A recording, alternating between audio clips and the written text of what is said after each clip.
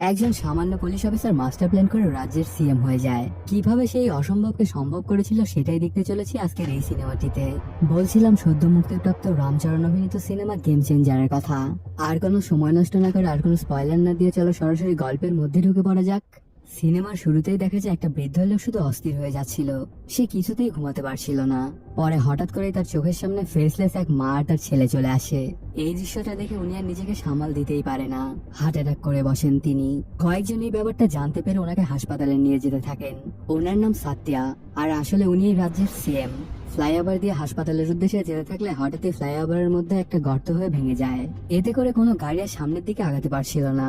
তখন কয়েকজন মিলে সাত্যাকে কাঁধে করে নিয়ে যেতে থাকে। উনার এই অবস্থা দেখে আশেপাশে মানুষজন বলতে থাকে যে ঠিকই হয়েছে, মানুষের টাকা পয়সা খেলে এমনই হয়। তারপর বৃষ্টির মধ্যেই কোনো মতে সাত্যাকে হাসপাতালে আনা হয়।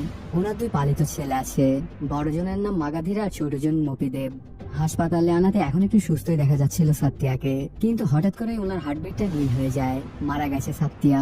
এটাতে দুই ভাই সেখানেই সিএম পদের জন্য লড়তে থাকে। এখানে বাবা মরে পড়ে আছে আর ওরা সিএম হওয়ার জন্য ঝগড়াঝাটি করছিল। ঠিক তখনই ওদের দুজনকে অবাক করে চোখ খোলে সাত্যা। সে এখনো মারা যায়নি। এটা দেখে দুই ভাইয়ের স্বপ্নই যেন ভেঙে চুটে চুরমার হয়ে যায়। আর বড় ছেলে তো বলতে থাকে, এ কি বাবা, আইসিইউতে তুমি রাজনীতি করছো আমাদের সাথে? এদিকে দেখা যায় কয়েকজন গুন্ডা গিয়ে একটা ট্রেন থামায়। এর ভেতরে থাকা এক আইএএস অফিসারকে মারতে এসেছিল ওরা। কিছুক্ষণের মধ্যেই ওদের বস ছোটাও সেখানে এসে পৌঁছে। ঠিক তখনই ট্রেনের ভেতর থেকে মানুষ উড়ে বাহিরে আসে। সাথে সাথে এন্ট্রি নেয় আইএএস অফিসার রাম। আগে সে আইপিএস অফিসার ছিল, মানে পুলিশের বড় অফিসার, আর এখন হয়ে গেছে ডিস্ট্রিক্ট কালেক্টর। ওকে একা মারার জন্য পুরো ট্রেন কেন থামিয়েছে এটা বলে মারতে থাকে সবাইকে। ওদের সবাইকে কাপড় কাচার মতো ধুছিল রাম। কিছুক্ষণের মধ্যে ওদের সবাইকে ধরাশায়ী করে ফেলে। এতজন মিলেও রামের কিছুই করতে পারে না ওরা। তারপরে ছোটা সহ বাকি সবাইকে রেল লাইনের সাথে বেঁধে ওদের বসকে ফোন লাগায়। এদের এই হাল দেখে সাথে সাথে হেলিকপ্টার নিয়ে সেখানে চলে আসে ওদের বস, আর রামের থেকে অনেক করে ক্ষমা চায়। তখন রাম বলে সবকিছু ঠিক আছে, কিন্তু আমার ট্রেন তো চলে গেল, এখন আমি বাড়ি যাব কি করে? এটা শুনে তাকে হেলিকপ্টার নিয়ে যেতে বলে আর ওদের দড়ি কাটায় মনোযোগ দেয়। দড়িটা অনেক শক্ত হয়, কিছুতেই কাটতে পারছিল না। আর তখন একটা ট্রেনও আসতে শুরু করে। এটা দেখে রাম হেলিকপ্টার থেকে একটা তলোয়ার নিয়ে সেই স্টাইলে দড়িটা কেটে দেয়, আর অল্পের জন্য ওরা সবাই মৃত্যুর হাত থেকে বেঁচে যায়। তারপর হেলিকপ্টার নিয়ে বাড়িতে এসে পৌঁছে রাম। ওর বাড়িতে সবাই তো খুব খুশি ওকে দেখে। তখন মা বলে, তোকে পুলিশ হতে দেখেছি, এখন কালেক্টর হতেও দেখলাম, এবার শুধু বিয়ে করা দেখতে বাকি। তুই তাড়াতাড়ি বিয়ে করে নে, তাহলে শান্তিতে একটু মরতে পারবো। কিন্তু কেন জানি রাম একদমই বিয়ে করতে রাজি হয় না। পরিবারের সবাই মিলে অনেক করে বললেও একদমই বিয়ে করতে নারাজ রাম। কি কারণে রাম বিয়ে করতে চান এটা সিনেমার সামনের দিকে গিয়ে জানতে পারবা। এদিকে সিএম সুস্থ হয়ে একটা মিটিং কল করে। সেখানে বলে, এতদিন আমরা যা করেছি সবকিছু বাদ দিতে হবে। এখন থেকে আমার পার্টিতে কেউ কোনো প্রকার খারাপ কাজ করতে পারবে না, আর যদি কেউ কোনো অবৈধ কোনো কাজ করে তবে তার উপর পার্টি অ্যাকশন নিবে। এগুলো শুনে সাত্যের দুই ছেলে খুব রেগে যায় আর ভাবে অসুস্থ হয়ে মনে হয় বাবার মাথার তার ছিঁড়ে গেছে। সাথে সাথে সেখানে থাকা কেউই সাত্যের সিদ্ধান্তে খুশি ছিল না, কারণ সবারই কোনো না কোনো অবৈধ ব্যবসা ছিলই। এই পর্যায়ে রাম তার অফিসে এসে পৌঁছে। সেখানে কর্মরত সবাই রামকে সাদরে গ্রহণ করে। তখনই ওর সেক্রেটারি সাইড সাত্যমের সাথে পরিচয় হয়। জন্ম থেকেই সত্যম সাইড হয়ে চলাফেরা করে, এজন্য নামটাও এমনই পড়ে গেছে। তখন রাম তার নিচের সকল ডিপার্টমেন্টের হেডদের সাথে মিটিং কল করতে বলে। কিছুক্ষণের মধ্যে সবাই এসে উপস্থিত হয় মিটিং এ। তখন রাম জানায়, এই রাজ্যে যারাই 2 নম্বর ব্যবসা করে সবাইকে আমার সামনে দেখতে চাই। প্রথমে তো এক অফিসার বলে 1 সপ্তাহের মধ্যে হয়ে যাবে স্যার। তখন ওকে ভয় দেখাতে আজই ডাকতে চায় সবাইকে। এদিকে দেখা যায় মন্ত্রী মপিদেব এক বালুর মাইনিং আসে। এসে কাজ বন্ধ করে দিতে বলে। সাথে সাথেই কাজ বন্ধ করা হয়। তখন মপিদেব জানায়, এখন থেকে সব 2 নম্বর কাজ বন্ধ। বাবা ছাপ জানিয়ে দিয়েছে এগুলো আর করা যাবে না। এটা শুনে সীমা তো অবাক হয়ে যায়। এতদিনে তো 2 নম্বর কাজ করেছি, তাহলে এখন কেমনি কি? এটা শুনে মপিদেব বলে, বালু ঘুরতে বারণ করেছি দিনে, কিন্তু রাতে তো কোনো সমস্যা নেই, কাজ রাতেই চালু থাকবে। ঠিক তখন একজন সীমাকে এসে বলে তাকে নাকি কালেক্টর ডেকেছে। সীমা সহ বাকি সবাই এসে পৌঁছে মিটিং এ, কিন্তু 4 জন মিটিং এ আসেনি। সাথে সাথে তাদের ধরে আনতে পুলিশ পাঠিয়ে দেয় রাম। তারপর সবার উদ্দেশ্যে বলে, এতদিন যা খারাপ কাজ করেছো এখন সব বন্ধ করে দাও, না হলে তোমরাই ঝামেলায় পড়ে যাবে। কিন্তু রামের কথা কেউই সিরিয়াসলি নিচ্ছিল না। তখন সবাইকে দুটো বাসে গিয়ে উঠতে বলে, আর সবার ফোনও সিজ করে নেয়। এখানে দেখা যায় সীমা আর রাম একে অপরকে আগে থেকেই চিনতো। আসলে ওরা দুজনই একই কলেজেই পড়তো। তারপর সবাইকে বাসে করে ভীমারয়ের চালের গোডাউনে চলে আসে। তখন বিভিন্ন টেক থেকে চাল বের করে দেখায় রামকে, আর বলে, স্যার সবকিছু ঠিকই আছে, কোনো সমস্যা নেই। তখন পুরো গোডাউন ঘুরে ঘুরে দেখে রাম, আর হঠাৎই এক বস্তা ধরে টান দিয়ে পুরো টেকি ফেলে দেয়। তারপর ভেতরের এক বস্তা থেকে চাল বের করে দেখে এটা তো রিলিফের চাল। আসলে ভীমা রিলিফের 1 টাকার চাল বিভিন্ন কেমিক্যাল দিয়ে দেখতে সুন্দর বানিয়ে 50-60 টাকা কেজিতে বিক্রি করতো, আর এসব কেমিক্যাল মানুষের জন্য খুবই ক্ষতিকর ছিল। তখন ভীমার পুরো গোডাউনটাই সিল করে দেওয়া হয়। তারপর সেখান থেকে সোজা চলে আসে মালয়েশিয়ার রাওয়ের শপিং মলে। সেখানে এসে একটা ফায়ার ফাইটারের গাড়ি এনে ফ্রন্ট পার্কিং এ নিতে বলে, কিন্তু জায়গা কম থাকায় গাড়ি কিছুতেই ঢুকতে পারছিল না। তখন রাম জানাই একই সমস্যার জন্য কিছুদিন আগে এক শপিং মলে আগুন নিভাতে পারেনি ফায়ার ফাইটাররা, এজন্য 36 জন মানুষ স্পটেই মারা গিয়েছিল। তো তোর বিল্ডিং এখন ভেঙে ফেলতে হবে। কিন্তু কোনোভাবেই মানতে চাইছিল না মালয়েশিয়ার, আর বলে এটা ভাঙতে তো কয়েক মাস লেগে যাবে, এর মধ্যেই আপনাকে আমি দেখে নিব স্যার। কিন্তু রামের অর্ডার এক স্পেশাল টিম চোখের পলকে পুরো বিল্ডিং ভেঙে ফেলে। এটা দেখে বাকি সবাই ভয় কেঁপে ওঠে। তখন সবাই বলে আমরা আমাদের সব 2 নম্বর ধান্দা বন্ধ করে দিব স্যার, আপনাকে আর কষ্ট করে এক একজনের জায়গায় যেতে হবে না। তখন রাম জানে ঠিক আছে, কিন্তু যদি আমার আবার যেতে হয় তাহলে তোদের খবর আছে। সেদিন সন্ধ্যাবেলায় এক বন্ধুর বিয়েতে আসে রাম। সেখানে বন্ধু বান্ধবের সাথে গল্প করার সময় সবাই বলতে থাকে আর কত, এখন বিয়েটা করে নিলেই তো পারিস। ওদের গ্যাদারিং এক ছোট ভাই থাকায় সে রামের বিয়ে না করতে চাওয়ার কারণটা জানতে চায়। তখন কিছুটা পানি খেয়ে রাম বলা শুরু করে। কাহিনীটা ফ্ল্যাশব্যাকে চলে যায়। তখন রাম কলেজে পড়তো। সে সময় রাম অনেক চঞ্চল ছিল, যেখানে অন্যায় দেখতে পেত সেখানেই ঝাঁপিয়ে পড়তো। ঠিক তখনই দেখা যায় সীমাকেও। সে কলেজে খারাপ কাজ করাতে ওদের সবাইকে উচিত শিক্ষা দিচ্ছিল রাম। এমন একদিন রাস্তায় এক প্রফেসরকে বেধম মারতে থাকে রাম। উনি নাকি মেয়েদেরকে অনেক জ্বালাতন করত। বয়স এত হয়ে গেছে এখনো সব খারাপ কাজ করিস তুই। ওনার পেছনে বসা মেয়ে রামকে অনেক করে থামানোর চেষ্টা করতে থাকে, কিন্তু কোনো লাভই হচ্ছিল না। পরে বলে আমি ওনার মেয়ে, আর আপনি কোন কেপিকে ভেবে আমার বাবাকে মারছেন। অন্য এক ডিপার্টমেন্টে কেপি নামের আরেকজন প্রফেসর আছে। তখন পাশ থেকে একজন বলে ওই কেপি খারাপ, আর ইনি তো অনেক ভালো মানুষ। এগুলো শুনে রাম তার ভুলটা বুঝতে পেরে সরি বলে, কিন্তু প্রফেসরটা পুলিশ কল করে ধরিয়ে দেয় রামকে। মেয়েটার নাম ছিল দীপিকা। পরের দিন দীপিকা কলেজে আসলে অনেকেই রামের ভালো কাজ সম্পর্কে বলতে থাকে। তখন একটা মেয়ে জানা আমার জন্য রাম কেপিকে মারতে গিয়েছিল, কারণ একদিন ক্লাসে আমি যখন একা ছিলাম তখন কেপি স্যার আমাকে কুপ্রস্তাব দেয়। আমি রাজি না হলে আমাকে ফেল করানোর হুমকি দেয়। তখন কি আমি রাম ভাইয়াকে বললে, আর উনি কেপির উদ্দেশ্যে রওনা হয়ে পড়ে। এটা শুনে বাবা মেয়ে চলে আসে থানায়, আর রামকে ছাড়িয়ে নেয়। তখন রাম অনেক করে ক্ষমা চায় দীপিকার বাবার কাছে, আর তার নামটাও জেনে নেয়। পরদিনই কলেজে এসে ওই কেপিকেও বেধম মার দেয় রাম, আর পাশ থেকে এটা দীপিকা দেখে ফেলে। ওর মারপিট একদমই পছন্দ ছিল না দীপিকার। তারপর পরে রাম তার কথাবার্তায় দীপিকাকে বোঝায় যে তার ওকে ভালো লেগেছে, কিন্তু দীপিকা বলে এটা সম্ভব না, আমার বেশি রাগলা ছেলে একদমই পছন্দ না, আর তুমি তো যেখানে সেখানে মারপিট করতে থাকো, তো আমাদের মধ্যে কিছুই হওয়া সম্ভব না। তখন রাম বলে আমি আজ থেকে আর একটুকু রাখবো না, এমনকি কোনো মারপিটও করবো না, আমি তোমাকে আমি প্রমিস করলাম। ঠিক তখনই ওই দিক দিয়ে এক বজ্জাত ছেলে যাচ্ছিল, আর দীপিকার দিকে বাজে নজর দিচ্ছিল, সাথে আজে বাজে কথাও বলছিল। প্রথমে রাম তার রাগ কন্ট্রোল করতে পারলো, পরে মারা শুরু করে দেয় ওকে। এটা দেখে দীপিকা অনেক আপসেট হয়ে থামায় ওকে। তখনই সেখান দিয়ে একটা পুলিশের গাড়ি যাচ্ছিল। এটা দেখে রাম ছেলেটাকে পুলিশে ধরে দিতে চাইলেও কোনো প্রমাণ না থাকায় সেটা সম্ভব হয় না। তখন দীপিকা সেখান থেকে মন খারাপ করে চলে যায়। ওর পিছে পিছে রামও যায়, আর বলে রাগের আমি কি করব বলো তো। তখন দীপিকা বলে যতই রাগ হোক তুমি শান্ত থাকবা, রাগ কখনো ভালো জিনিস না, রাগ ফেলে দিয়ে সমাধান খুঁজবা। পরদিন ওরা দুজন ক্যাম্পাসে ঘুরতে থাকলে সীমা তার দলবল নিয়ে চলে আসে, আর ওদেরকে জ্বালাতন করতে থাকে। সীমা জেনে গিয়েছিল যে দীপিকার সামনে রাম কিছুই করবে না। ওরা অনেক করে রামকে জ্বালানোর চেষ্টা করলেও রাম একটুও রাগে না। তারপর দীপিকা সেখান থেকে চলে যায়। তখনই রাম চলে আসে সীমাদের কাছে, আর একটু আগে ওকে জ্বালানোর জন্য আচ্ছা হারে মারতে থাকে। অনেকক্ষণ মারার পরে হঠাৎই কেন জানি দীপিকা সেখানে এসে সবকিছু দেখে ফেলে। এটাতে অনেক রেগে যায় দীপিকা।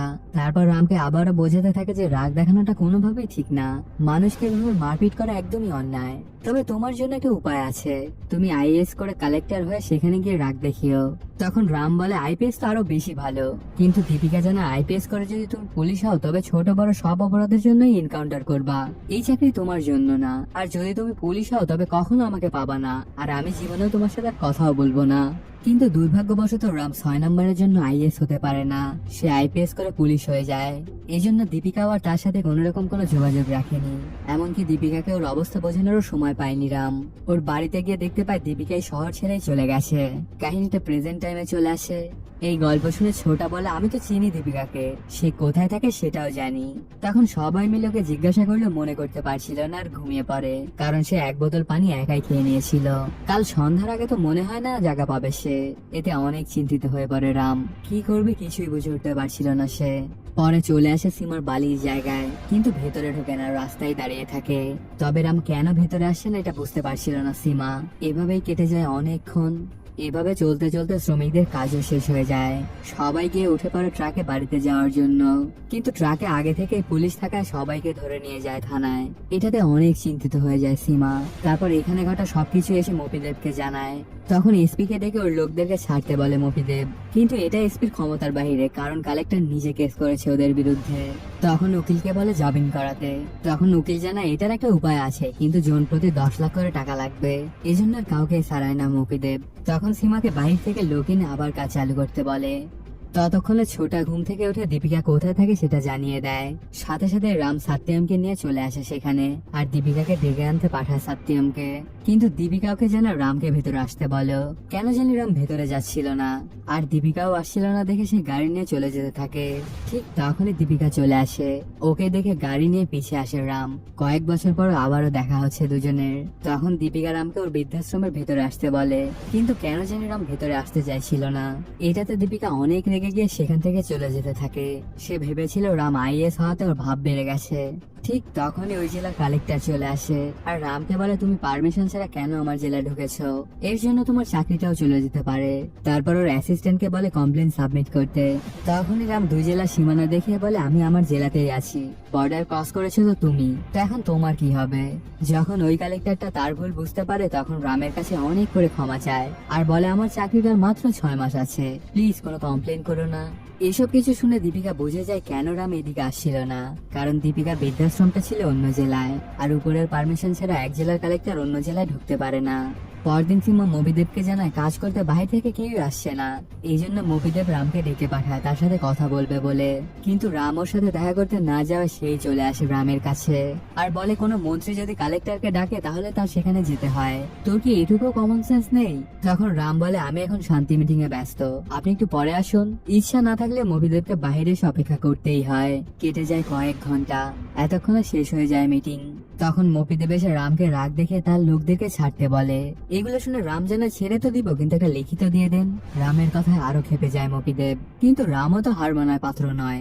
অন্য কোনো উপায় না থাকায় মফিদেবকে তার কাজ রেখেই সেখান থেকে ফিরে যেতে হয়। যাওয়ার সময় রামকে জানে মারতে চায় মফিদেব, কিন্তু কোনো মতে বুঝিয়ে সুঝিয়ে নেয় সীমা। পরদিনই রাম আবার এসে পৌঁছে দীপিকার বৃদ্ধাশ্রমে। আজ সে পারমিশন নিয়ে এসেছিল। রামকে সাথে করে পুরো বৃদ্ধাশ্রম ঘুরিয়ে দেখাচ্ছিল দীপিকা, আর সবাইকে বলছিল এর জন্য আমি এতদিন বিয়ে করিনি। হঠাৎ করে একটা মহিলার রুমে আসে ওরা, গিয়ে দেখতে পায় অনেক কাগজ এখানে সেখানে ফেলে রাখা। আসলে মহিলাটা মানসিক অসুস্থ ছিল, আর এগুলো সব সিএম কে লেখা পেটিশন। রাম খেয়াল করে এগুলো সবই যুক্তিগত। তারপর কথায় কথায় রাম বলে কালকে সিএম আসবে পাশেই, সেটার সিকিউরিটি আমিই দেখছি। এটা শুনেই কেন জানি মহিলাটা ওই অনুষ্ঠানটায় যেতে চায়। পরদিন সময় মতোই শুরু হয়ে যায় সেই অনুষ্ঠানটা। এই ডেইরি ফার্মের চেয়ারম্যান করা হয় সীমাকে। এটাতে সে সবাইকে ধন্যবাদ জানায়। পরে কথা বলার জন্য সিএম আসে, তিনি বক্তব্য দিতে যাবে ঠিক তখনই কথা বলে ওঠে সেই মহিলাটা। ওনাকে দেখে কেন জানি সিএম অনেক ভয় পেয়ে যায়। তারপর ওনাকে স্টেজে ডাকা হয়, ওনার সাথে রাম আর দীপিকাও আসে। সিএম কে নাম ধরেই কথা বলছিল মহিলাটা, এজন্য সীমা ও মফিদেব অনেক খেপে যায়, কিন্তু কেন জানি ওদেরকে থামায় সাত্যা। তখন মহিলাটা বলে দুধে বিভিন্ন কেমিক্যাল দিয়ে বিক্রি করে এরা, এতে বাচ্চারা বিভিন্ন রোগে ভোগে। তখন এর সত্যতা জানতে চায় সিএম। রামও কিছু ডকুমেন্ট দেখিয়ে বলে ওনার সব কথাই সত্য, কিন্তু মফিদেব এসব কথা শুনে ওদের সবার উপর খেপে যায়। সাথে দীপিকার ওই মহিলাটাকে ধাক্কা দেয়। ওরা স্টেজ থেকে পড়ে যেতে থাকলে ধরে ফেলে রাম, আর গিয়ে মফিদেবকে কষে একটা থাপ্পড় লাগিয়ে দেয়। এটাতে অনেক খেপে যায় মফিদেব। তখন বাবাকে সরি বলতে বলে সেই মহিলাটাকে, আর অন্য কোনো উপায় না থাকায় সেটাই করতে হয় মফিদেবকে। মঞ্চ থেকে নামার সময় হঠাৎই সাথে অজ্ঞান হয়ে যায়। তখন ওনাকে ধরে হাসপাতালে আনা হয়। তারপর জ্ঞান ফিরলে মফিদেব বলে বাবা এত মানুষের মধ্যে আমাকে থাপ্পড় মারলো, তুমি কিছুই বললা না। তখন সাত্যা তার সেক্রেটারিকে বলে দেয় রামকে সাসপেন্ড করার জন্য। সাথে মফিদেবকে মন্ত্রীপদ থেকে সরিয়ে দেওয়া হয়। এটাতে অনেক কষ্ট পেয়ে যায় মফিদেব। কিছুক্ষণ পরে সবাই বাইরে গেলে সে বাবার সাথে দেখা করতে আসে। তখন সাত্যা জানায় তোকে পার্টি থেকে বাদ দিয়ে দিচ্ছি, তোর কোনো সম্পর্ক নেই এই পার্টির সাথে। তবে ছোটবেলা থেকে মফিদেবের ইচ্ছা ছিল সে সিএম হবে, এই জন্য সে অনেক কষ্ট করেছে। মফিদেব বাবাকে অনেক করে বোঝানোর চেষ্টা করে, কিন্তু লাভ তেমন একটা হয় না। এতে মফিদেব অনেক রেগে যায় আর বাবাকেই মেরে ফেলে। পরে ওকে পার্টি থেকে বাদ দেওয়ার কাগজটা টুকরো টুকরো করে খেয়ে ফেলে আর সবাইকে ডেকে নাটক শুরু করে দেয়। কিছুক্ষণের মধ্যে আবারও মফিদেব আর মাগাধীরের মধ্যে সিএম এর পদ নিয়ে ঝগড়া বেঁধে যায়। তখন হাসপাতালে মিটিং কল করা হয়। মিটিং এ পার্টির সিনিয়র সদস্য জানায় মফিদেব সরকার সামলাবে আর মাগাধীরা সামলাবে পার্টি। কিন্তু এতে একদমই খুশি হতে পারে না মাগাধীরা। ওকে কলা দিচ্ছে আর আমাকে খোসা। এটাতে দুজনের সাথে সাথে ওদের সমর্থনকারীদের মধ্যেও ঝগড়া বেঁধে যায়। দুজনেই চাইতো যে সেই হবে পরবর্তী সিএম। তখন মাগাধীরার কানে কানে সেক্রেটারি জানায় বাবাকে মফিদেবই মেরে ফেলেছে। এটাতে অনেক ভয় পেয়ে যায় মাগাধীরা আর মফিদেবকেই সাপোর্ট দেয়। পরবর্তী সিএম এর জন্য মনোনীত হয় মফিদেব। এদিকে রামকে সাসপেন্ড করে দেওয়া হয়। এটাতে অনেক মন খারাপ করে বসে থাকে রাম। তখন দীপিকা বলে এটাতে ভালোই হয়েছে, এখন আমাদের বিয়ে নিয়ে কি চিন্তা ভাবনা করতে পারবে তুমি। খুব তাড়াতাড়ি ওদের বিয়ের দিন ধার্য করা হয়। এই পর্যায়ে দেখা যায় মফিদেব শাস্ত্র অনুযায়ী নাড্ডু হচ্ছিল তার বাবার মুখে আগুন দেওয়ার জন্য। বড় ভাই বলে নাড্ডু হয়ে কি, তুই সেম হলে তো নাড্ডুই থাকবে, এটা কি ভালো দেখাবে।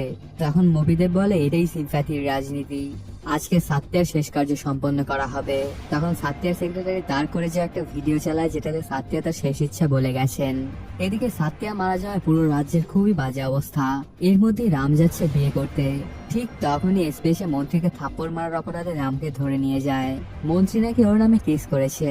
পরে এক জায়গায় এনে গাড়ি থেকে বের করে গাড়ির সাথে হ্যান্ডকাপ দিয়ে আটকে ফেলে রামকে। তখনই সেখানে সীমারাও চলে আসে। আসলে এসপি মফিদেবের কথাই এগুলো করছিল। রামকে মারতে আসে অনেকগুলো গুন্ডা। ওর এক হাত আটকানো থাকলে সবাইকে মারতে থাকে রাম। যদিও সে বন্দি কিন্তু তার সাথেও পারছিল না ওরা। তখন সীমা এসে মারতে থাকে রামকে আর এক পর্যায়ে ধরাশায়ীও করে ফেলে ওকে।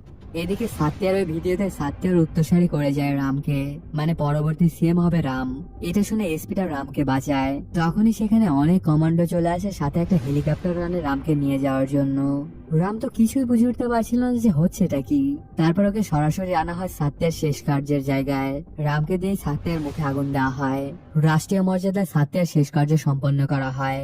তারপর সাত্যার সেক্রেটারি রামকে একটা গল্প বলতে থাকে। আসলে এটা রামের বাবারই গল্প, আর এই পার্টিটা আসলে রামের বাবাই বানিয়েছিল। কাহিনীটা ফ্ল্যাশব্যাকে চলে যায়। রামের বাবাকে সবাই আন্না বলে ডাকতো। দেখা যায় ওনাদের গ্রামে পাহাড় ভেঙে লোহা উত্তোলন করা হতো। এজন্য গ্রামের লোকদের নিয়ে ধর্নায় বসে যায় রান্না। পাহাড় ভাঙতে থাকলে গ্রামেরও অনেক ক্ষতি হবে, তো এটা বন্ধ করতেই ওনাদের এই আন্দোলন। সেখানে অনেক প্রেসও আসে। সেদিন সন্ধ্যার সময় আন্নাকে ডাকা হয় সেই লোহার ফ্যাক্টরিতে। তারপর সেটার মালিক এক প্লেটে বেদানা খেতে দেয় আন্নাকে। তিনি নিতে গেলে ওই লোকটা বেদানা টেবিলে ঢেলে দিয়ে বলে এখন নিন, যদি লোহা না উঠানো হয় তবে আসবাবপত্র কিভাবে বানানো হবে। কিন্তু আন্না জানায় যারা ফসল ফলাতে পারে তারা এইটিরও কোনো না কোনো ব্যবস্থা বেরিয়ে করে ফেলবে। তবে আমার কথা একটাই, পাহাড় আর ভাঙা যাবে না। কিছুদিনের মধ্যে কোর্টে করা কেসটাও জিতে যায় আন্নারা। ওই ফ্যাক্টরিটা বন্ধ করে দেওয়া হয়। এটাতে গ্রামে চলতে থাকে উৎসব মুখর পরিবেশ। পরদিনে মুকুদ নামের একজন অনেক লোকজন নিয়ে আসে আন্নার বাড়িতে। ওদের দেখে আন্না জিজ্ঞে যে আবার কোন আন্দোলন করতে হবে। তখন মুকুদ জানায় কোনো আন্দোলন না, আমি বলছিলাম কি আন্না চলেন আমরা সবাই মিলে একটা পার্টি খুলি। এখন সময় এসেছে দেশের মানুষের জন্য কিছু করার। কিন্তু আন্না রাজনীতির মধ্যে কিছুতেই যেতে চায় না, কারণ রাজনীতি ভালো মানুষদের জন্য না। এখানে গেলে একদমই স্বচ্ছ মানুষও নষ্ট হয়ে যায়। তবে ওরা সবাই সহ আন্নার বউ বলে যে পার্টি করাই ভালো হবে। আর তুমি তো একটা হীরা, তো আমার এটুকু বিশ্বাস আছে যে তুমি কখনোই টাকার নেশায় পড়বে না। আর মুকুন্দ বলে আমরা টাকা ছাড়াই রাজনীতি করব। এগুলো শুনে আন্না রাজি হয়ে যায় পার্টি করার জন্য। পরদিন বাড়িতে একটা প্রেস মিটিং কল করে এসব জানায় ওরা। আর আন্না একটু হাকলা ছিল, মানে তার কথা একটু বেঁধে যেত। তিনি একটু বেশি সিরিয়াস হয়ে গেলে কথা চরম বাধা বাঁধত। কোনো মতে ভাঙাচোরা শব্দে রিপোর্টারদের সাথে কথা বলে আন্না। যাওয়ার সময় রিপোর্টাররা বলা বলি করতে থাকে টাকা ছাড়া হয়তো বা রাজনীতি সম্ভব, কিন্তু কথা ছাড়া কেমনে কি। আন্না তো ঠিক মতো কথাই বলতে পারে না। এগুলো শুনে আন্নার মন অনেক খারাপ হয়ে যায়। আর সে স্পষ্টভাবে কথা বলার ট্রাই করতে থাকে। অনেক করে চেষ্টা করার পরেও আন্না ঠিকভাবে কথা বলতে পারছিল না। কিছুদিন পরে পার্টির জন্য জনসম্মুখে বক্তব্য দিতে হবে আন্নাকে। কি করবে কিছুই বুঝে উঠতে পারছিল না। তারপর সবাইকে ডেকে বলে কালকের বক্তব্য আমি দিব না, এমন কাউকে খুঁজতে হবে যে ভালো কথা বলতে পারে। তখন মুকুন্দ তার বন্ধু সাত্যাকে দেখিয়ে বলে আন্না এ অনেক সুন্দর করে কথা বলতে পারে, আর এ তোমার একজন লয়াল সাপোর্টারও। পরদিন বক্তব্য দেয় সাত্যা। সবাই খুব পছন্দ করে ওর কথা। আসলে কথাগুলো আন্নাই ওকে লিখে দিয়েছিল। এরপর থেকে এভাবেই চলতে থাকে। আন্নার রাত জেগে বক্তব্যগুলো লিখতো আর সেইগুলো স্টেজে গিয়ে বলতো সাত্যা। এভাবে চলতে চলতে জনগণের একটা ভরসা হয়ে যায় এই পার্টির ওপর। নির্বাচনের দিন কাছে চলে আসাতে আন্না ডিসাইড করে আমাদের পার্টি থেকে সিএম হবে সাত্যা। এতে সাত্যা তো অনেক বেশি খুশি হয়ে যায়। নির্বাচন হতে আর মাত্র কয়েকদিন বাকি। হঠাৎ এক সন্ধ্যাবেলায় মুকুন্দ ছাদে আসে আন্নার সাথে দেখা করতে। এসেই বলে, আন্না, অন্য পার্টি তো অনেক টাকা বিলাচ্ছে, তো আমরা যদি টাকা না দিই তবে মনে হয় না ভোট পাবো। তখন আন্না বলে, তোর মুখে এই কথা একদমই মানায় না মুকুন্দ, তুই তো বলেছিলি টাকা ছাড়া রাজনীতি করবো আমরা, তাহলে এখন কেন এমন কথা বলছিস?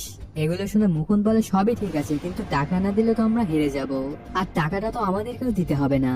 অনেক বিজনেসম্যান বলছে নির্বাচনের সব টাকা তারাই খরচ করবেন। এটা বলে মুকুন্দ একটা কার্ড দেয় আন্নাকে। কার্ডটা দেখে তো আন্না অবাক হয়ে যায়, কারণ এটা ছিল ওই লোহার ফ্যাক্টরির মালিকের। তো কোনোভাবেই এটাতে রাজি হয় না আন্না। আরো বলে, যদি তোদের মনে হয় আমার বিচার ভুল, তবে এই পার্টিটা আমি বন্ধ করে দিব, কোনো দরকারই নেই এমন ঝামেলায় জড়ানোর। এটা বলে রেগে চলে যায় আন্না। আর সাত্তে আর মুকুন্দ সেদিনই দেখা করতে চলে আসে ওই ফ্যাক্টরির মালিকের সাথে। তাকে জানা যে আন্না তো কোনোভাবেই রাজি হচ্ছে না। তখন ওই লোকটা ওদের দুজনকে টাকার অনেক লোভ দেখায়। এগুলো তো ওরা না করতেই পারে না, টাকাটা নিয়ে চলে আসে। এই খবর আন্না পর্যন্ত যেতে খুব একটা সময় লাগে না। তখন আন্না প্রেস কল করে আগামীকাল আর পার্টি বন্ধ করে দিতে চায়। তারপর পরে রিপোর্টারটা মুকুলকে কল দিয়ে জানতে চায় আন্না কেন প্রেস কল করেছে কালকে, এই সম্পর্কে কি সে কিছু জানে কিনা। তখন মুকুন্দ বলে, কাল আন্না নিজের মুখেই বলবেন। এগুলো শুনে ওরা বুঝে যে আন্না পার্টি বন্ধ করে দিবে কালকেই, তো যা করার আজকেই করতে হবে। মুকুন্দ বলে, আন্নাকে আটকে রাখবো, পরে নির্বাচন শেষ হলে ছেড়ে দেব ওনাকে। কিন্তু সাত্যার মনে অন্য প্ল্যানই ছিল। সে বলে, যদি নির্বাচনের পরে আন্না আবারও প্রেসকে সবকিছু বলে দেয়, আমি কোনোভাবেই রিস্ক নিতে পারবো না, এই জন্য আন্নাকে মরতে হবে। রাত্রেবেলা আন্না তার পরিবার সহ কোথাও একটা যাচ্ছিল গাড়িতে করে। ঠিক তখন ওনার গাড়িতে অ্যাটাক হয়। অনেকজন একসাথে আসে আন্নাকে সহ তার পরিবারকে মারতে। তখন আন্না ওদেরকে মারতে শুরু করে, কিন্তু এতজনের সাথে আন্না একদমই পেরে উঠছিল না। আর বউ আর বাচ্চাও কোন দিকে যেন চলে গেছিল। তারপরে সেখানে সবার চোখ ফাঁকি দিয়ে আন্না একটা টেলিফোনের কাছে আসে। প্রথমে সে থানায় কল দেয়, কিন্তু আন্নার এতটাই বাজে অবস্থা ছিল যে তার মুখ দিয়ে একটা কথা বেরোচ্ছিল না। অনেকক্ষণ কোনো কথা না শুনে ফোনটা রেখে দেয় পুলিশ। পরে আন্না পার্টি অফিসে কল দিয়ে জানায় সবকিছু, কিন্তু এখানেও সাথে এসে লোকটাকে মেরে দেয়। তারপর সে আর মুকুন্দ চলে আসে আন্নার বলা জায়গাতে। ওদের দেখে আন্না যেন স্বস্তির নিঃশ্বাস ফেলে, আর বলতে থাকে, আমার তো কোনো শত্রু নেই, তাহলে আমাকে কে মারতে আসবে। পরে বুঝতে পারে মূল কালপ্রিট এটা দুজনেই। তারপর এক ঝাটকায় সাত্য়া মেরে দেয় আন্নাকে। পাশ থেকে আন্নার বউ আর বাচ্চারা এই সবকিছুই দেখছিল। পরে সাত্য়া মুকুন্দকেও মেরে দেয়। সে কোনো রিস্ক নিতে পারবে না, আর আন্নাকে যে সেই মেরেছে এটা সে কোনো প্রমাণও রাখবে না। পরদিন সে অনেক মায়া কান্না করে পুরো পার্টির দায়িত্ব কাঁধে তুলে নেয়, আর নির্বাচনে জিতে সাত্যাই হয়ে যায় মুখ্যমন্ত্রী। আর মানুষের সিম্প্যাথি পাওয়ার জন্য মুকুন্দের দুই ছেলেকে দত্তক নিয়ে নেয়। এটা বলে লোকটা শেষ করে রামের বাবার কাহিনী। এগুলো শুনে রাম বলে, এটা আপনি একদমই ঠিক করেননি, আমার বাবার খুনের মুখে আগুন আমি দিলাম। তখন লোকটা জানা এটাই সাত্যার শেষ ইচ্ছা ছিল। আর অনেকদিন ধরে সাত্যা ভালো হয়ে গেছিল, আর তার এসব কাজের জন্য সে অনেক অনুতপ্ত ছিল। এই জন্যই তো পরবর্তী সিএম তোমাকে ঘোষণা করা হয়েছে। তারপর পরে রামন নিজের মায়ের সাথে দেখা করতে আসে। তখন বাবার ব্যবহৃত একটা মাফলার দেয় মা, আর সব কাগজে ছিটতে থাকে। সাথে বলে, এগুলো তো আর কোনো প্রয়োজন নেই, তুই মানুষের কখনো কোনো খারাপ চাইবি না, এটা আমি খুব ভালো করেই জানি। পরদিনই রাম সিএম এর শপথ নিতে যায়। তখন হঠাৎই মহিদেব বলে সিএম হতে পারবে না, কারণ সিএম এর শপথ নিতে গেলে ওকে কালেক্টর থেকে ইস্তফা দিতে হবে, আর ওর নামে একটা কেস করেছি আমি, তো সে ইস্তফাও দিতে পারবে না। যদি সে চায় যে আমি কেসটা তুলে নিই, তবে আমাকে কথা দিতে হবে যে পরবর্তী সিএম আমি হব। অন্য কোনো উপায় না পেয়ে সেটাতেও রাজি হয়ে যায় রাম, কিন্তু মপিদেবর কথা রাখে না, কেসটা তুলে নেয় না সে। কিছুদিন পরে সিএম এর জন্য শপথ নেয় মপিদেব, আর এতদিনে অন্যান্য আইএএস দের রিকোয়েস্টে রামের সাসপেনশনটা উঠে যায়। আবারও সে তার পদ ফিরে পায়। মপিদেব সিএম হওয়ার পরে প্রথমে সে রামকে ট্রান্সফার করতে চায়। ঠিক তখনই রাম রাজ্যের ভোট ঘোষণা করে দেয়। এটা সে করতে পেরেছিল কারণ সরকারের শেষ 6 মাসে যে কোনো সময় নির্বাচন রাখার ক্ষমতা রাখে কালেক্টর। এখন সে রাজ্যের নির্বাচন কমিশনারও হয়ে যায়। তারপর মপিদেবের সাথে দেখা করতে আসে রাম, আর বলতে থাকে, একদিন, এক সপ্তাহ বা কয়েক মাসের সিএম আমি দেখেছি, কিন্তু তুই তো 1 ঘন্টার সিএম, এখন তুই আর তোর পাওয়ার ব্যবহার করতে পারবি না। এটা শুনে মপিদেব অনেক রেগে যায়, আর বলে, নির্বাচন আগে জিতি, তারপর তোকে আমি দেখে নেব। নির্বাচনের প্রস্তুতি খুব সুন্দরভাবেই হতে থাকে। রাম গিয়ে বিভিন্ন মানুষজনের সাথে দেখা করে মপিদেবকে ভোট দিতে বারণ করে, আর ওর থেকে টাকা নিতেও, কিন্তু কেউই টাকা ছাড়তে চায় না, কারণ 5 বছরে একবারই ওরা টাকা নিতে পারে। তখন রাম ওদেরকে একটা বুদ্ধি শিখিয়ে দেয়। প্রতিবার সবাইকে 1 ভোটের বিনিময়ে 2000 টাকা করে দিত, কিন্তু এবার 20,000 টাকা করে নিতে বলে। তারাও ঠিক তেমনটাই করে। জনগণ 20,000 করে ভোট করতে চাইলে তো মপিদেবের মাথায় নষ্ট হয়ে যায়। তখন মাগাদিরা বলে, এতে সমস্যা কোথায়, টাকা দিয়ে সিএম হওয়ার পরে টাকা সব তুলে নিব। বড় ভাইয়ের কথায় আশ্বাস পেয়ে মপিদেবও টাকা ছিটাতে থাকে। আর এদিকে রাম নির্বাচনে কাজ করা সব অফিসারকে বেছে বেছে সিলেক্ট করে, যারা শতযোগ্য তারাই জায়গা পায় ওর নির্বাচন কমিশনে। একদিন রামের সাথে দেখা করতে আসে মপিদেব, আর রামকে এটা ওটা বলতে থাকে। তখন রাম জানায়, তুই তোর পার্সোনাল কাজে সরকারি প্লেন ব্যবহার করেছিস, এটার ফাইন 25 লাখ টাকা। আর এখন থেকে তুই কোনো প্রকার সরকারি কোনো যানবাহন ব্যবহার করতে পারবি না। আর একজন সিএম পদপ্রার্থী মাত্র 40 লাখ টাকা খরচ করতে পারবে একটা নির্বাচনে। তো 25 লাখ তো তোর খরচ হয়ে গেল, বাকি আছে 15 লাখ। এটা দিয়ে তোর নির্বাচন শেষ করতে হবে। এটাতে অনেক চিন্তায় পড়ে যায় ওরা। একটা প্রোগ্রাম করতেই তো 15 লাখ টাকা খরচ হয়ে যাবে, তাহলে পুরো নির্বাচন ওরা কিভাবে পার করবে? এদিকে সাত্যের সেক্রেটারি ওদের পার্টি থেকে আলাদা হয়ে আন্নার নামে একটা পার্টি খুলে ফেলে। সেটা নিয়ে এবার নির্বাচন করবে সে। আর নির্বাচনে ইস্তেহার একটা স্ট্যাম্পে লিখে সাইন করে সবাইকে ফটোকপি দেয়, আর বলে যদি একটা কথাও নড়চড় হয় তবে ঘাড় ধরে পথ থেকে নামিয়ে দিন আপনারা। এগুলো শুনে মানুষের ভরসা অনেক গুণে বেড়ে যায়। ওদের দুই ভাইয়ের টাকার গাড়ি বারবার পুলিশ ধরলেও সেগুলো ছাড়তে বলে রাম, কারণ টাকাগুলো যেন পাবলিকের হাতে পৌঁছায়। এমন করতে করতে একদিন মাগাধীরের একটা গাড়ি আটকে ফেলে। পরে সেখানে গিয়ে মাগাধীরের নামে প্রমাণ পেয়ে ওর নমিনেশনটা বাতিল করে দেয় রাম। এতে অনেক রাগান্বিত হয়ে যায় মাগাধীরা, কিন্তু ওদের কিছু তো করারও নেই। নির্বাচনের 2 দিন আগে হঠাৎ এক ভোট কেন্দ্রে ধামাকা হয়। এতে মপিদেব নির্বাচন কমিশনকে ছোট করে মিডিয়ার সামনে। পরে রামকে বলে, র্যান্ডমলি 7টা জায়গায় ধামাকা লাগিয়েছি আমি, তো আমার কোনো কাজে যদি তুই বাধা দিস তাহলেই হবে ধামাকা। তো আমার নামে মানুষ ফেক ভোট দিতে যাবে, কিন্তু তুই কিছুই করতে পারবি না। এগুলো শুনে রাম প্রচুর চিন্তায় পড়ে যায়। 2 দিন পরে শুরু হয়ে যায় ভোট গ্রহণ। মপিদেবের লোকেরা কেন্দ্রগুলোতে গিয়ে জালি ভোট দিতে থাকে। আঙ্গুলে কালি লাগানোতে সেগুলো কেমিক্যাল দিয়ে উঠে আবার যায় ভোট দিতে। এই খবর কয়েকটা অফিসার দিলে ওদের ধরতে বারণ করে দেয় রাম। এই ব্যাপারটা বাদ দিলে খুব সুন্দরভাবে ভোট গ্রহণ শেষ হয়ে যায়। তারপর রামের সাথে দেখা করে মপিদেব জানায়, তোকে একটা সিক্রেট বললি, আমি 7 জায়গায় তো কি এক জায়গাতেও ধামাকা রাখিনি। তুই ভয় পেয়ে আমার লোকদেরকে কিছুই বলিসনি। তখন রাম বলে, সবই ঠিক আছে, কিন্তু তোর লোকদের দেখ কি অবস্থা। দেখা যায় যে আঙ্গুলে কালি লাগিয়েছিল আর কেমিক্যাল দিয়ে পরিষ্কার করেছিল সেই আঙ্গুলটা ফুলে কলা গাছ হয়ে গেছে। আসলে কালি তোলার কেমিক্যালে কিছু মিশিয়েছিল রাম। তখন ওদের সবাইকে পুলিশ ধরে ফেলে, আর ওই কেন্দ্রগুলোতে আবার ভোট নিতে চায়। পরদিনে মপিদেব ইলেকশন কমিশন একটা কমপ্লেন করে বসে। বলে রামের বাবার নামের পার্টিতে অনেক সাহায্য করছে রাম। ওর বাবার নামে পার্টি নির্বাচনে আছে, তো সে কিভাবে নির্বাচন কমিশনার পদ পায়? তো এখনই নির্বাচন বন্ধ করে ওকে সরিয়ে দিন। কিন্তু রাম তার বাবা মার ছবি দেখিয়ে বলে, ইনারা আমার বাবা মা। তবে মপিদেবও কাঁচা খিলাড়ি নয়, রামের আসল মাকে নিয়ে আসে সেখানে। অফিসার ওনাকে আন্নার ছবি দেখালে বলে এটা আমার স্বামী, আর রামকে দেখালে বলে সে আমার ছেলে। কিন্তু রাম বলে উনি পাগল, তো ওনার কথা কোনোভাবেই মানা যাবে না। এই জন্য অফিসারটা ডিএনএ টেস্ট করার জন্য নির্দেশ দেয়। ছেলের মুখে এমন কথা শুনে অনেক কষ্ট পেয়ে যায় মা। সন্ধ্যাবেলা মায়ের সাথে দেখা করতে আসে রাম, আর মায়ের কাছে মাফ চায়। সাথে এটাও বলে, যদি ওরা জেনে যায় যে আমি তোমাদের ছেলে তাহলে আমাকে নির্বাচন কমিশন থেকে হটিয়ে দিবে, আর জিতে যাবে মপিদেব। এতে মানুষের অনেক ক্ষতি হবে মা, এই জন্যই আমি এমনটা বলেছি। তখন মা বলে, তুমি যা চাও ঠিক তেমনই হবে। পরদিন সকালবেলা গেস্ট হাউস থেকে রামের কাছে একটা কল আসে। ওনারা জানা আপনার মাকে কোথাও খুঁজে পাওয়া যাচ্ছে না। তখন ওই ঘরে গিয়ে রাম দেখে মা মোবাইলে ডিএনএ সম্পর্কিত সবকিছু দেখেছে। তো কোন কাজ করলে ওনার ডিএনএ আর পাবে না এটাও দেখেছিল। সালফিউরিক অ্যাসিড ডুবলে ডিএনএ আর থাকবে না। পরে রাম খুঁজতে খুঁজতে একটা ওয়্যার হাউসে চলে আসে। এখানে এসে বুঝতে পারে এই ড্রামের মধ্যে পড়ে মারা গেছে মা। সেটা হয়েছে শুধুমাত্র আমার জন্য। এটাতে অনেক কষ্ট পেয়ে যায় রাম। ওর মায়ের ডিএনএ না পেয়ে কেসটা বেসলেস হয়ে যায়, আর ওর প্রতিনিধিত্বে নির্বাচনের 2য় ধাপ অনুষ্ঠিত হয়। দেখা যায় ওর বাবার নামের পার্টি অনেক এগিয়ে আসে। তো এতে রাম বুঝে যায় মপিদেব চুপ থাকবে না, সে তো কিছু একটা প্ল্যান করবেই। কিন্তু কোথায় অ্যাটাক করবে এটা জানতে থানা থেকে ওইসব গুন্ডাদের ছেড়ে দেওয়া হয়, আর তাদের উপর কড়া নজর রাখা হয়। দেখা যায় ওরা 13টা আলাদা আলাদা জায়গায় গেছে। এটাতে রাম বুঝে যায় ওইসব জায়গাগুলোতেই অ্যাটাক হবে। তো সেখানকার সব মেশিন একটা জায়গায় আনতে বলে দেয় রাম। কিন্তু সেই জায়গাগুলো পাহারা দিচ্ছিল ওই গুন্ডারা। তো বুদ্ধি করে ড্রোন ব্যবহার করে মেশিনগুলো এক জায়গায় আনা হয়। এতে মপিদেব অনেক রেগে যায় আর হাজারো লোক পাঠায় সেখানে। অবস্থা টের পেয়ে সেখানে কর্মরত সকল পুলিশকে চলে যেতে বলে রাম। আর কয়েকটা গাড়ি নিয়ে চলে আসে ছোটা, যাকে সিনেমার শুরুতেই দেখা গিয়েছিল। কিছুক্ষণের মধ্যেই শত শত লোক অ্যাটাক করে ওই গণনা কেন্দ্রে।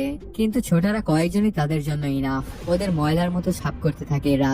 তখন সীমাও অ্যাটাক করে বসে, ওকে বেধুম মার দেয় রাম। কিছুক্ষণের মধ্যে পেছন দরজা দিয়ে গণনার রুমে প্রবেশ করে মপিদেব। ভোটিং মেশিন ভাঙতে যাবে ঠিক তখনই সেগুলোকে বাঁচাতে থাকে রাম। অনেকক্ষণ এভাবে করার পরে রামকে মারতে শুরু করে মপিদেব। রাম তার সাথে কিছুতেই পেরে উঠছিল না। তখন রামের হাতে রড দিয়ে গাড়ির সাথে আটকে দেয় মপিদেব, আর গিয়ে ভোটিং মেশিন ভাঙতে শুরু করে এবং বলতে থাকে, আমি নির্বাচন কমিশনে গিয়ে কান্নাকাটি করে বলবো যতগুলো মেশিন ভাঙচুর হয়েছে সেগুলো থেকে হয়তো আমি অনেক বেশি ভোট পেতাম, সেগুলো তো না গোনায় চলে গেছে। তখন তোর নেতৃত্বে হয় ভোটই বাতিল করা হবে। এগুলো শুনে কষ্টে মষ্টে হাত ছাড়িয়ে রাম জানতে চায় কতগুলো মেশিন নষ্ট হয়েছে। একজন জানায় 25টা। এর মানে হচ্ছে প্রতিটা মেশিনে 2000 ভোট, তো 25টা মেশিনে 50,000 ভোট। এই পুরো 50,000 ভোটই তোকে দিয়ে দিলাম, যা। এখন তো তুই আর কমপ্লেন করতে পারবি না যে তোর ভোট গায়েব হয়েছে। এই 50,000 ধরেও তোর টোটাল ভোট হবে 2,59,000। আর সভাপতি পার্টি পেয়েছে 11 লাখ। আর পুরো রাজ্যে সভাপতি পার্টি 155 সিট পেয়েছে, আর মপিদেব মাত্র 20টা। এগুলো শুনে মপিদেব অনেক রেগে যায় আর মারতে শুরু করে রামকে। তুই বেঁচে না থাকলে কেমনে সত্য কথা বলবি? দুজনের মধ্যে তুমুল মারামারি শুরু হয়ে যায়, কেউ কারো থেকেই যেন কম নয়। মারামারির এক পর্যায়ে রামকে ধরাশায়ী করে ফেলে মপিদেব। অজ্ঞান হয়ে যায় রাম। হঠাৎই মায়ের কথা মনে পড়ে জ্ঞান ফিরে পায় আর মারতে শুরু করে মপিদেবকে। কাপড় কাচার মতো কাচতে থাকে ওকে। মপিদেবকে একবারে মেরেই ফেলবে, তখনই দীপিকার আওয়াজ শুনতে পায় আর মারে না ওকে। নির্বাচন শেষে জিতে যায় সভাপতির পার্টি। আর ফল ঘোষণা করার আগে নির্বাচন কমিশনার থেকে ইস্তফা দেয় রাম। পরে বাবার পার্টি থেকে রামকে সিএম মনোনীত করা হয়। কিছুদিন পর এক সমাবেশে আসে রাম। সেসব পার্টির বাকি সবাই সাইকেল নিয়ে আসে। এটা দেখে সবাই তো অনেক খুশি হয়ে যায়। রামের বাবার স্বপ্ন টাকা ছাড়া রাজনীতি সেই বাস্তবায়ন করে। আর এর মাধ্যমে শেষও হয়ে যায় সিনেমাটি। তো বন্ধুরা, কেমন লাগলো তোমাদের আজকের এই এক্সপ্লেনটি জানাতে কমেন্ট করো। আর যদি এখনো চ্যানেলটিকে সাবস্ক্রাইব না করে থাকো তাড়াতাড়ি সাবস্ক্রাইব করে নাও। দেখা হচ্ছে নতুন কোনো ভিডিওতে। Till then, সায়োনারা।